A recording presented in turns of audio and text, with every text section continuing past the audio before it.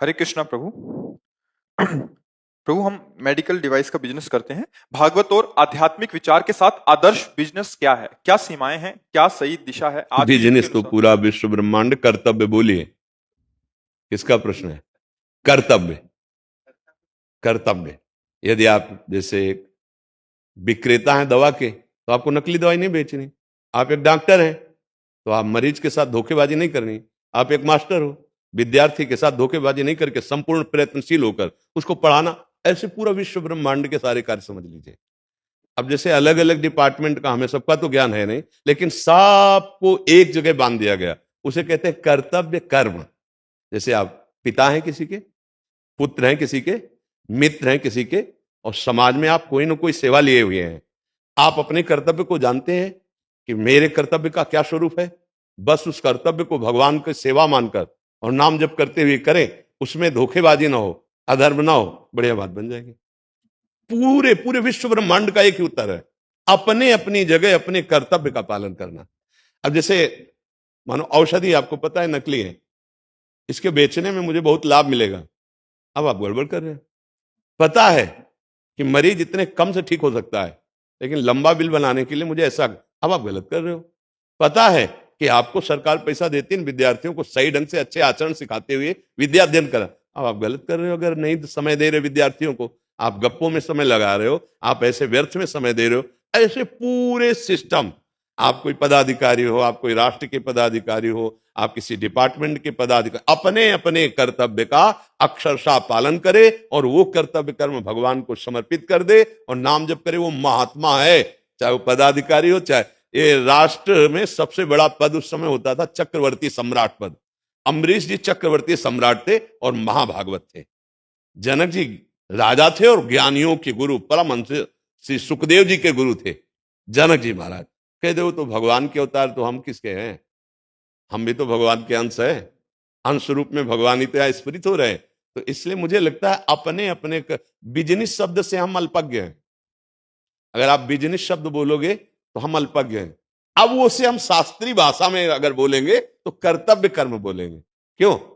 आपका क्या प्रश्न था? महाराज, इनका यही भाव है कि जो ये बिजनेस की सीमाएं क्या रहेंगी, परफेक्ट दिशा क्या है, और आज के युग हाँ, के अनुसार। वो कर्तव्य का पालन ही परफेक्ट सीमा है और परफेक्ट दिशा है। यदि हम अपने, अब जैसे स्वर्णकार है, अब ईमानदारी से वो आदमी स्वर्ण लाया है, आप ईमानदारी से उसी स्वर्ण के आभूषण बना दीजिए, जो पैसा ले लीजिए, उसमें मिलावट मत कीजिए, असली को नकली में मत बदलिए। हर बिजनेस हर जगह है। अब तौल कर रहे हैं और 50 ग्राम का चुंबक जो है ये लीजिए, अब आप जान रहे हैं कि आप 50 ग्राम कम तौल रहे हैं, ये ठीक बिजनेस नहीं है। अपने कर्तव्य आप महंगा कर सकते हैं कि भाई दूसरे जगह ये 10 रुपया किलो मिलते, हम आपको 11 रुपया किलो देंगे, लेकिन वो 11 रुपया जब दे तो 1 किलो सही तौल करके दो और असली वस्तु दो, उसमें मिलावट नहीं होनी चाहिए। अपनी अपनी जगह यदि सब सही हो तो वो भगवत प्राप्ति का हेतु हो जाए और सही दिशा हो जाए। अपने अपने कर्तव्य को सही ढंग से यदि निर्वाह किया जाए तो यही सच्ची दिशा है और यही इसकी सीमा है। यही आपको भगवत प्राप्ति करा देगी, भगवान प्रसन्न हो जाएंगे। बहुत गलत हो रहा है। प्रायः कोई 100 में 1-2 होंगे जो अपने बिजनेस को कर्तव्य मान के कर रहे हैं, नहीं तो हर जगह हम कुछ मिलावट, कुछ कपट, कुछ झूठ ऐसा। और वो हम अपने परिवार के लिए नहीं, वो चीज अपने परिवार को नहीं दे सकते, लेकिन उससे जो आया हुआ धन है वो उससे भी खतरनाक है। जो आपने गलत करके धन कमाया है वो आपका सर्वनाश कर देगा। इसलिए हम सबसे प्रार्थना करते हैं कि तात्कालिक वर्तमान के लाभ को ना देखकर अपने और अपने परिवार के भविष्य के लाभ को देखो। अगर जो अधर्म आचरण करते हो तात्कालिक लाभ दिखाई देगा, लेकिन आप और आपके परिवार के भविष्य को चौपट कर देगा। और आज हमारी बुद्धियां थोड़ा सा विचलित हो रही कि जल्दी शॉर्टकट से करोड़पति बनना नहीं, ऐसी खान पान की सामग्रियों में, ऐसे ही अपने अपने कर्तव्यों में।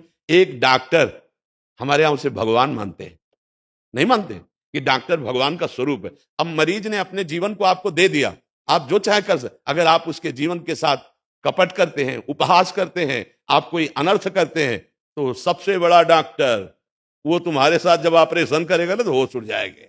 नहीं, हाँ, गाड़ी में बैठे जा रहे हैं, बोले एक्सीडेंट हुआ, बोले इतनी नसें टूट गई कि डॉक्टर ही नहीं संभाल सकते।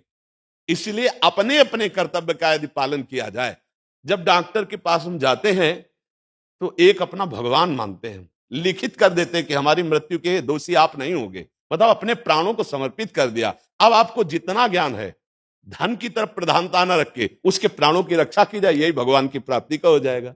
ऐसा है।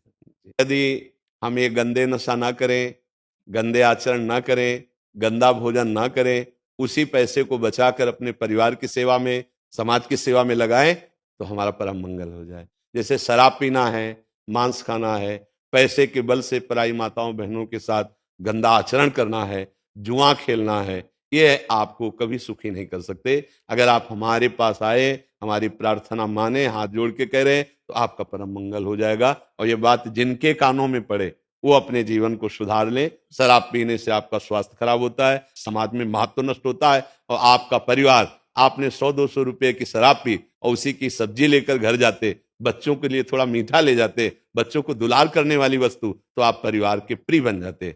आप सोचते हैं जुआ में, हम आज तक कोई जुआ में अरब खरबपति बन के जीवन भर सुखी नहीं रहा। महाराज धर्मराज युधिष्ठिर जब जुआ खेले तो द्रौपदी जी को क्या आपने सभा में देखा, और 12 वर्ष का वनवास, 1 वर्ष का अज्ञातवास। महाराज नल को पूरे जीवन कष्ट भोगना पड़ा इसी जुआ ने। तो हमें लगता है जुआ न खेले, शराब न पिए, मांस न खाए, पराई माताओं बहनों की तरफ गंदी दृष्टि न करे, तो मनुष्य जीवन ये आनंद के लिए मिला है। धर्म पूर्वक कमाओ और आनंद पूर्वक जियो, और खूब राधा राधा कहो। क्या पैसा लगता है राधा राधा के लिए?